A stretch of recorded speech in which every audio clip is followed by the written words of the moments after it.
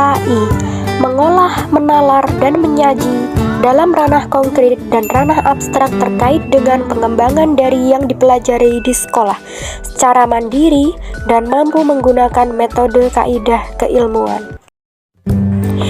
4.7 KD menceritakan kembali isi cerita hikayat yang didengar dan dibaca. Baik anak-anak, sekarang kita akan mempelajari tentang cerita rakyat. Apa itu cerita rakyat?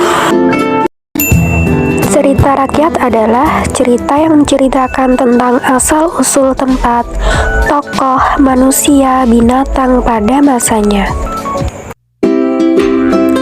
Macam-macam cerita rakyat dan asal daerahnya. Cerita rakyat Lutung Kasarung dari Kebumen, Jawa Tengah, cerita Roro Jonggrang dari Jogja, Jawa Tengah, cerita Malin Kundang dari Sumatera Barat.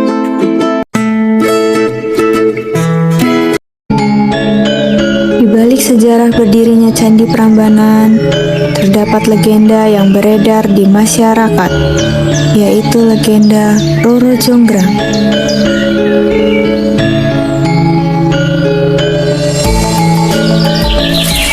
Pada zaman dahulu, berdirilah sebuah kerajaan besar bernama Prambanan.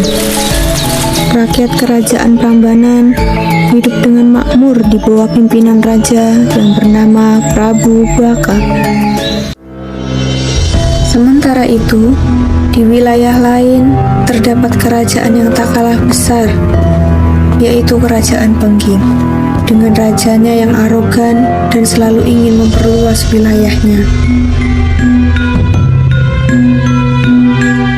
Kerajaan Pengging mempunyai kesatria hebat yang merupakan anak sang raja. Ia bernama Bondowoso. Bondowoso mempunyai pasukan jin dan senjata sakti bernama Bandung, sehingga dia terkenal dengan sebutan Bandung Bondowoso.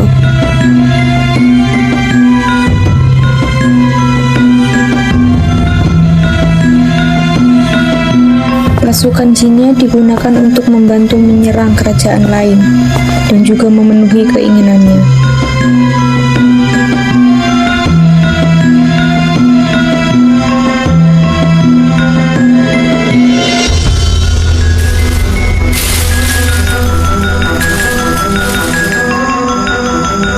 Setelah pasukan jinnya datang, Bondowoso memerintahkan semua pasukannya untuk menyerang.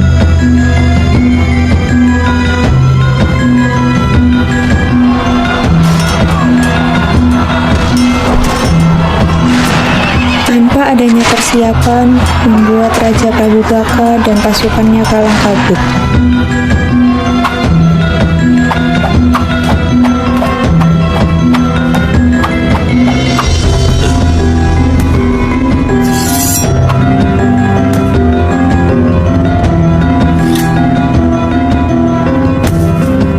Penyerangan tersebut membuat pasukan dan Raja Prabu Baka tewas, sehingga Bondowoso berhasil menduduki kerajaan Prambanan.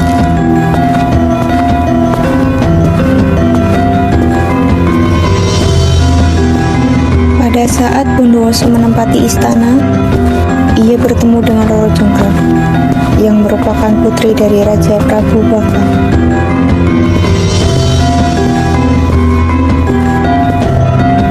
Bondowoso mulai menaruh hati pada Roro Jonggrang. Tanpa pikir panjang, ia langsung melamarnya.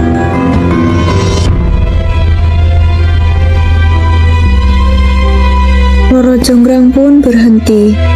Ia terdiam dan bingung. Ia sangat benci terhadap Bondowoso yang telah membunuh ayahnya. Namun, ia juga sangat takut untuk menolak lamarannya. Akhirnya, Roro Jonggrang menemukan cara agar Bondowoso tidak jadi menikahinya. Roro Jonggrang memberikan syarat kepada Bondowoso untuk membuat 1000 candi dan 2 buah sumur dalam waktu 1 malam. Bondowoso langsung menyetujuinya. Baginya, sangatlah mudah karena ia mempunyai pasukan jin yang siap membantunya. Pada malam harinya, Bondowoso memanggil pasukan jin untuk membantu memenuhi syarat tersebut. Pasukan jin pun mulai bekerja dengan cepat. Melihat kecepatan pasukan jin, Roro Jonggrang mulai gelisah dan ingin menggagalkan usaha Bondowoso. Roro Jonggrang menemukan cara untuk membuat suasana seolah pagi hari. Dengan begitu, pasukan jin akan berhenti membangun candi. Ia memerintahkan para dayang untuk membakar jerami di arah timur, membunyikan lesung, dan menaburkan bunga di sekeliling kerajaan.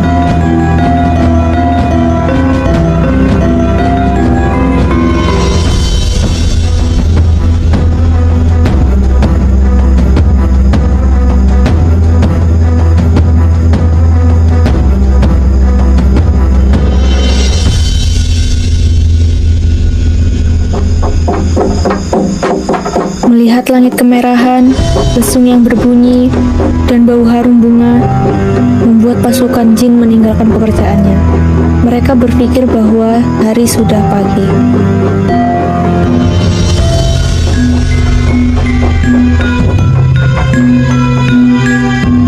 Kemudian, Bondowoso menyelesaikan pekerjaannya sendiri.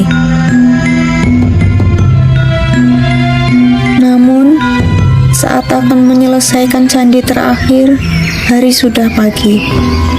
Mengetahui kegagalan Bondowoso, Roro Jonggrang pun menghampiri Bondowoso untuk menolak lamarannya.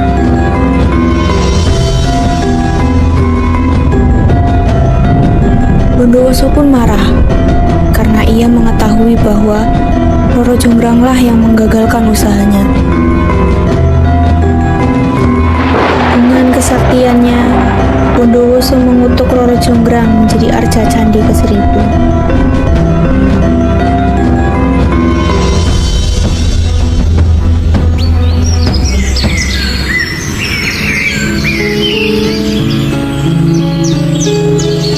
Demikianlah cerita rakyat Roro Jonggrang dan 1000 candi yang selama ini kita dengar.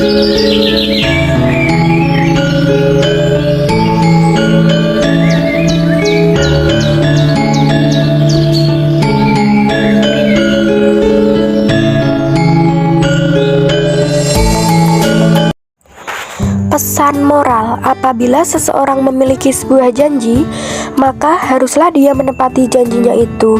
Jangan mengingkari atas janji yang telah diucapkan.